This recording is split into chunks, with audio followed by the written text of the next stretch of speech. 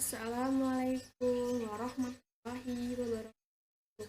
Perkenalkan, nama saya Aisyah Winda Dinita dari kelas 6 4 IPB 01 dan dengan 64197 jurusan manajemen daya manusia. Saya dari BSI Mandira. Di sini saya akan menjelaskan tentang strategi operasi. Pengertian strategi operasi: suatu kegiatan proses yang mentransformasi masukan menjadi hasil keluaran sesuai dengan pengertian produksi tersebut. Tercakup semua aktivitas atau kegiatan yang menghasilkan barang atau jasa, serta kegiatan-kegiatan lain yang mendukung atau menunjang usaha tersebut. Selanjutnya, saya akan menjelaskan tentang perencanaan strategi operasional. Perencanaan strategi operasional dibagi menjadi 5 kelompok. Yang pertama, perencanaan produksi.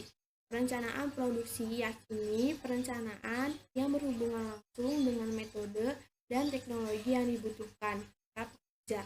Yang kedua, perencanaan keuangan. Perencanaan keuangan ialah perencanaan yang berhubungan dengan dana yang digunakan dan dibutuhkan untuk kegiatan atau aktivitas operasional. Yang ketiga, perencanaan fasilitas. Perencanaan fasilitas ialah perencanaan yang berhubungan dengan fasilitas serta layout pekerjaan yang dibutuhkan guna mendukung tugas pekerjaan. Dan yang keempat adalah perencanaan pemasaran. Perencanaan pemasaran yakni perencanaan yang berhubungan dengan keperluan penjualan serta distribusi produk baik barang maupun jasa. Dan yang terakhir, perencanaan sumber daya manusia. Perencanaan sumber daya manusia yakni perencanaan yang berhubungan dengan rekrutmen, penyeleksian, dan penempatan orang-orang dalam berbagai pekerjaan. Selanjutnya, saya akan menjelaskan tentang prioritas bersaing. Prioritas bersaing dibagi menjadi 4 kelompok. Yang pertama, bersaing pada kualitas. Membuat produk dengan sebaik mungkin sesuai dengan kebutuhan konsumen yang akan dijawab. Kualitas produk menyangkut 2 aspek, yaitu dari produk atau produk quality dan produk proses quality. Selanjutnya, bersaing pada biaya. Bagaimana membuat produk tertentu dengan harga yang murah, cost minimalis. Selanjutnya, bersaing pada fleksibilitas. Fleksibilitas mempunyai 2 pengertian, yaitu kastaminasi dan fleksibilitas volume. Kastaminasi adalah kemampuan untuk memuaskan kebutuhan dan keinginan unik tiap-tiap konsumen dengan mengubah desain produk atau jasa.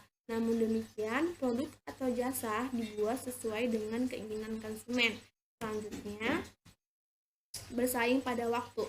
Kualitas persaingan dalam waktu. Yang pertama adalah waktu pengiriman yang cepat diperlukan antara menerima pesanan konsumen dan pemenuhannya yang sering disebut tight time. Selanjutnya, strategi operasi dibagi menjadi 2 perspektif. Yang pertama, top down, yaitu strategi operasi menerjemahkan strategi tingkat tinggi. Yang kedua, bottom up.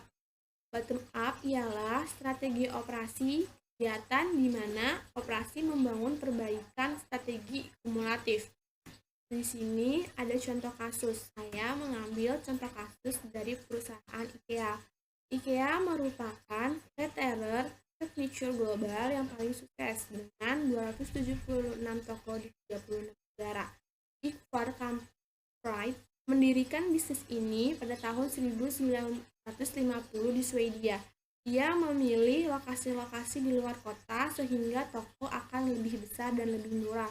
Teknik penjualan khusus yang digunakan IKEA yang meliputi desain tata letak toko. Toko memiliki perabotan yang tertata seolah-olah berada di rumah, menghasilkan pelanggan yang menghabiskan waktu lama di toko dan kemudian ingin mendesain rumahnya seperti yang ada di toko. Pada awalnya, IKEA menjual produk pemasok, namun kemudian beralih merancang dan menjual produknya sendiri dengan pemasok yang membuat, mengemas, dan kemudian mengirimkan kepada pelanggan. Lebih jauh lagi, Hal ini rumit karena IKEA merupakan perusahaan global yang berarti proses rantai pasokannya merupakan rantai pasokan proses global. Proses rantai pasokan global harus dapat dikelola dengan baik oleh IKEA agar dapat memiliki keunggulan dibandingkan retailer lainnya. Sekian penjelasan dari saya, kurang lebihnya mohon maaf bila hidayah. Assalamualaikum warahmatullahi wabarakatuh.